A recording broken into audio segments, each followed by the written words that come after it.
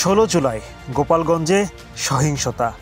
সামাজিক যোগাযোগ মাধ্যমে ভাইরাল হওয়া ছবি ভিডিও দেখে অনেকেই হয়তো ভাবছেন এই ঘটনার ভয়াবহতা নজিরবিহীন, কিন্তু আসলেই কি তাই?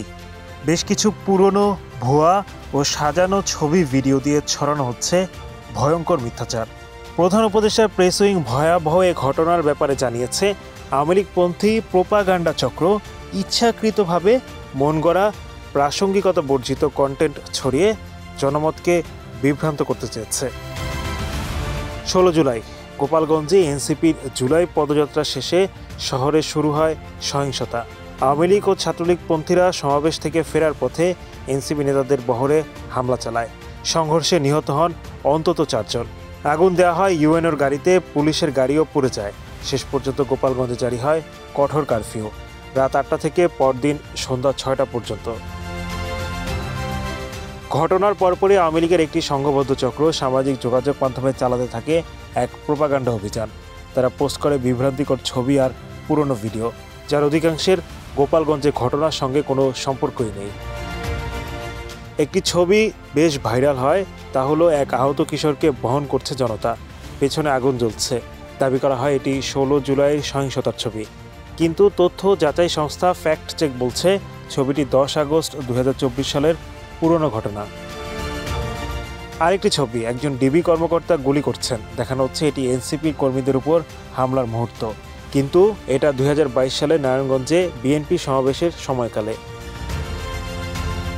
এসএম জাকির হোসেন, সাবেক ছাত্রলীগ নেতা আশরাফুল আলম খোকন, প্রাক্তন উপ প্রেস সচিব, তারা দুজনেই শেয়ার করেন ভুয়া ছবি।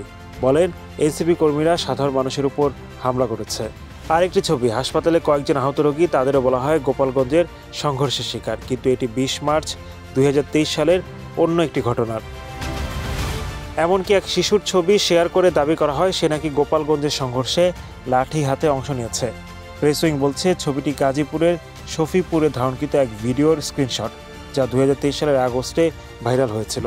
এমনকি ছবির একটি এআই এডিটেড ভার্সন শেয়ার করেছে আওয়ামী লীগের ঘনিষ্ঠ লোক নিঝুম মজুমদার। সবচাইতে ভয়াবহ ঘটনা ঘটিয়েছেন হাসিনা পুত্র সজীব ওয়াজেদ জয়। একটি ভিডিওতে দেখা যায় পুলিশের গাড়িতে একজনের নিথর দেহ তোলা হচ্ছে। সজীব ওয়াজেদ জয় নিজে এই ভিডিও শেয়ার করে বলেন পুলিশ গুলি করে মানুষ হত্যা করছে গোপালগঞ্জে, কিন্তু রিউমার স্ক্যানার জানায় এটি গোপালগঞ্জের নয়, এটা 2024 সালের 4 জুনের ব্রাউনবাড়িয়ার ঘটনা। ভাদুগড় গরুরহাটে এক ছিনতাইকারীকে পিটিয়ে পুলিশে হস্তান্তরের দৃশ্য। ভিডিওটি প্রাণের ব্রাউনবাড়িয়া পেজ ও মোহাম্মদ সুজনের প্রোফাইল থেকে নেওয়া। প্রধান উপদেষ্টা প্রেস উইং এক বিবৃতিতে বলেছে, আওয়ামী লীগপন্থী প্রোপাগান্ডা চক্র ইচ্ছাকৃতভাবে মন গড়া প্রাসঙ্গিকতা বর্জিত কন্টেন্ট ছড়িয়ে জনমতে বারবার বিভ্রান্তি তৈরি করছেন।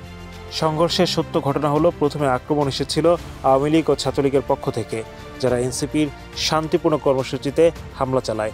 এরপরেই সহিংসতা ছড়িয়ে পড়ে এবং পরিস্থিতি নিয়ন্ত্রণের বাইরে চলে যায়। প্রেস উইং হুঁশিয়ার করে বলেছেন, এই ধরনের ফেক নিউজ গণতন্ত্র, গণ অধিকার ও সত্যের জন্য বিপজ্জনক। গতকালের গোপালগঞ্জের ঘটনা একটাই বার্তা দিচ্ছে, আসলে কি ফ্যাসিস্টদের পুরোপুরি নির্মূল করা গেছে? তা যদি হয়েই থাকে, তাহলে এনসিপি নেতাকর্মীদের উপর কিভাবে এত ভয়াবহ হামলার ঘটনা ঘটল? এই ঘটনার সুষ্ঠু তদন্ত দাবি করছে দেশবাসী। Hello Bangla news desk.